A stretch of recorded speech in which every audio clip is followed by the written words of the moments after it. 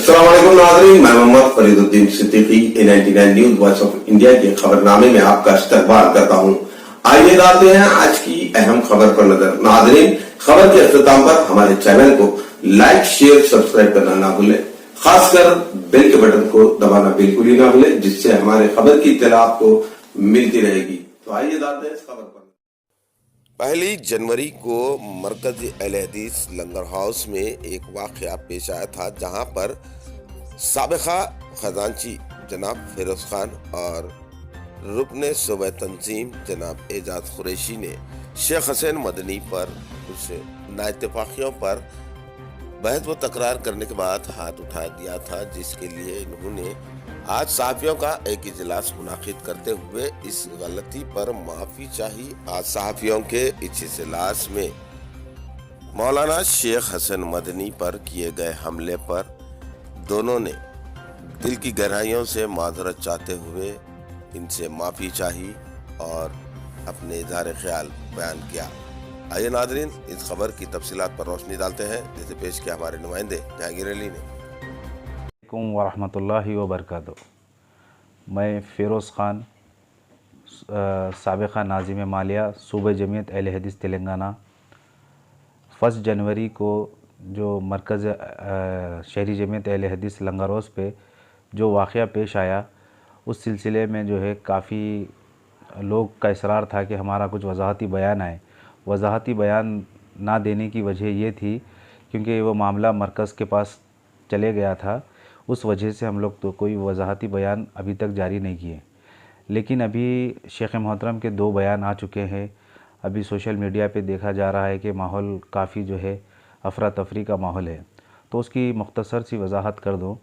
ये जो हादसा हुआ उसकी जो है हम दूसरे दिन ही आमिला की मीटिंग, कुछ उलमाओं की मीटिंग हुई थी, उसी में हम ये कह दिए थे कि जो हम उन पे हाथ उठाए वो एक हमारी गलती थी, एक जज्बाती चीज़ वो ज़ाहिर हुई थी। उसकी वजह ये थी, साबिक़ के पिछले 2 साल से हम उनको जो है बार बार इस चीज़ के बारे में रुका रहे थे कि ये मोहतरमा को तौसिया मत दीजिए। उसकी वजह ये थी कि 2016 से ये मोहतरमा का केस चल रहा था, तो 2016 में भी जो है मौलाना सफ़ी अहमद मदनी रहमतुल्लाह के ताल्लुक़ से हुसैन मदनी काफ़ी बदगुमानी करे। मेरे पास दलाइल मौजूद है उस चीज़ के। सूफ़ी है और हनफियत के ताल्लुक़ से फ़तवा देते, बल्कि ये मोहतरमा से अटैच हुए और उसके बाद आरिफ़ कलीम मदनी के पास फ़तवे के ताल्लुक़ से भेजे। फिर आरिफ़ कलीम मदनी ने इनके जो सीनियर आलिम है, उस्ताद मोहतरम जिसको इन्हों कहते हैं, उन्होंने इस मोहतरमा से सादे पेपर पर निकाह किया, सादे पेपर पे निकाह किया, जबकि वो ऑफिशियली मुज़फ़्फ़र की बीवी है। उसके बाद वो मदरसे में रेगुलर पढ़ाते थे, जिसकी हम बार बार इनको वहाँ पर आना जाना देखे, क्योंकि वो लोग इनके दामाद मेरे कस्टमर थे। दामाद के बाद बेटी, दामाद वो लोग अप्रोच हुए थे, तो इन्होंने रेगुलर पढ़ाते थे। तो चंद्रान गुट्टे का मेंटेनेंस का भी तौसिया इनकी ही ज़िद पे दिया गया है, और जो मेरे फ़्लैटों का तौसिया दिया गया है ये किसी के बोलने पे नहीं, इन्होंने अपनी तरफ से दे दिए। जब मैं ऑब्जेक्शन करा था इस चीज़ का, तो इन्होंने तौसिया रिन्यूअल के टाइम पे उस मोहतरमा से ये कहा कि फ़िरोज़ भाई ने अगर इसकी तस्दीक कर दी तो मैं दे दूँगा। जब मेरी इन पे फ़ोन पे गुफ्तगू हुई, काफ़ी बहस हुई, मैंने कहा आप मेरे कहने पे कैसा देते तौसिया का हमारा दस्तूर है, हमारा तरीक़ा है। तो फिर भी इन्होंने इसरार किया, वो किया। उस वक्त मैं लंगर हाउस में भी बैठा था इत्तेफाकन। मेरे पास 2020 का फरवरी का वो मैसेज है, जो मैंने इनको कहा कि ये मोहतरमा को तौसिया दे दीजिए, तो इन्होंने कहा इंशाअल्लाह जज़ाकल्लाह खैर। तो वालेकुम रहमतुल्लाहि व बरकातुहू। मैं मोहम्मद एजाज कुरैशी।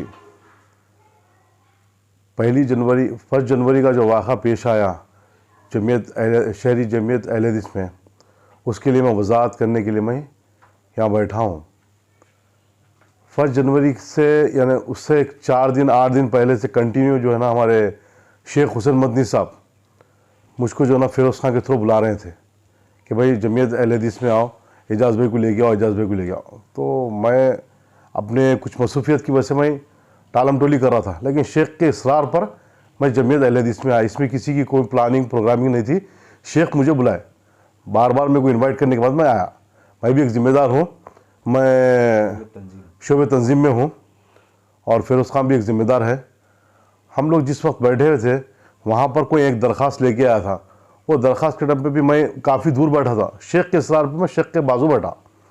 बैठने के बाद मेरे को ऐसा महसूस हुआ कि जो वाक़ा पेश आया वो बिल्कुल एक लेडी जो है ना पूरा शेख के ऊपर बता रही थी कि भाई आप ऐसा ऐसा करें, उनके ऊपर इल्ज़ाम लगा रहे थे। तो मैं शेख को ये पूछा, शेख इसकी वजाहत करिए। एक दो बार शेख को वो करा, शेख इसकी वजाहत करिए।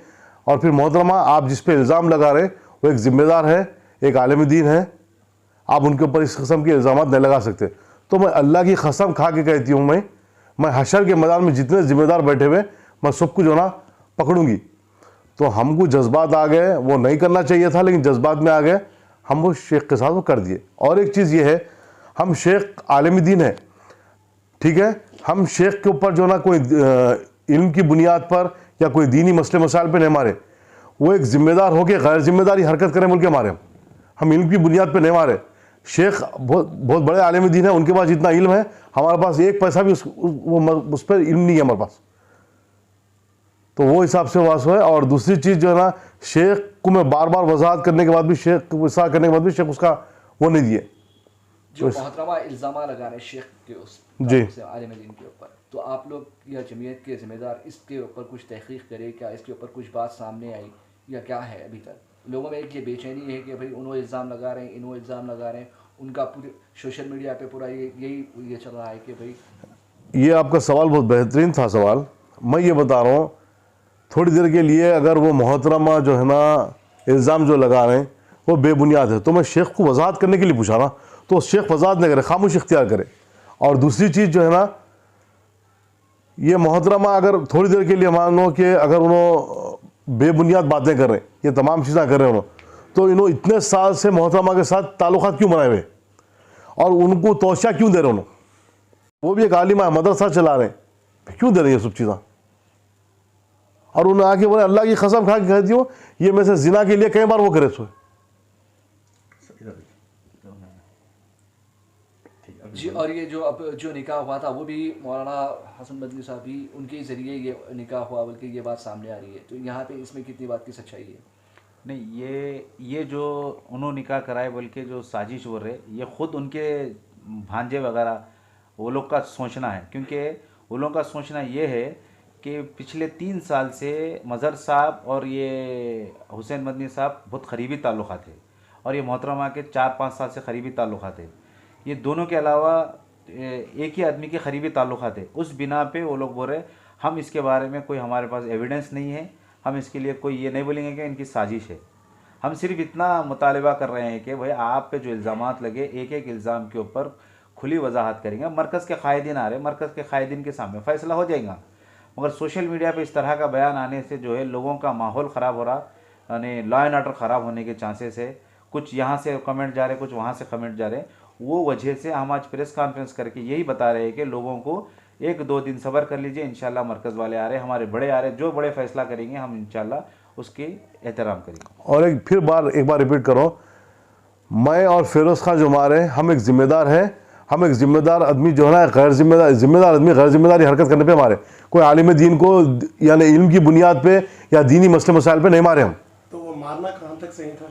नहीं, मारना देखिए, मारना तो बिल्कुल गलत है। मारना हम इसकी कोई तायद नहीं करें, ना मारने की कोई दलील दिए। जब मारने के दूसरे या तीसरे दिन जो है आमिला की उलमा की मीटिंग बैठी, हम उस बड़ी महफिल में जो है ये कबूल कर लिए कि हमारे से गलती हुई है, ये सरासर जो है हमसे ज़्यादती हमारी तरफ से हो गई। हम उसका एतराफ़ करते हैं गलती हुई। हम मारने की ना आज तक कोई महफिल में दलील लिए, ना आगे भी देंगे। इस्लाम में बेज़ुबान जानवर को मारना नहीं है, तो ये तो आलिम दीन है। मगर बहैसियत इंसान, एक बशर होने के तन्ना से जो है हम एक गैरत जागी या जाहलत समझे, जो भी आप, हर इंसान का अपना अपना ओपिनियन है, वो वजह से चीज़ हुई और हम उसका एतराफ़ भी कर चुके। ये मोहतरमा जो इल्ज़ामात लगाए हुसैन मदनी पर, जबकि हुसैन मदनी इनको तौसिया दे रहे, तो हुसैन मदनी के कैरेक्टर्स जब ये मोहतरमा को मालूम है, उसके बावजूद हुसैन मदनी को ये जॉब पे रखने की क्या जरूरत?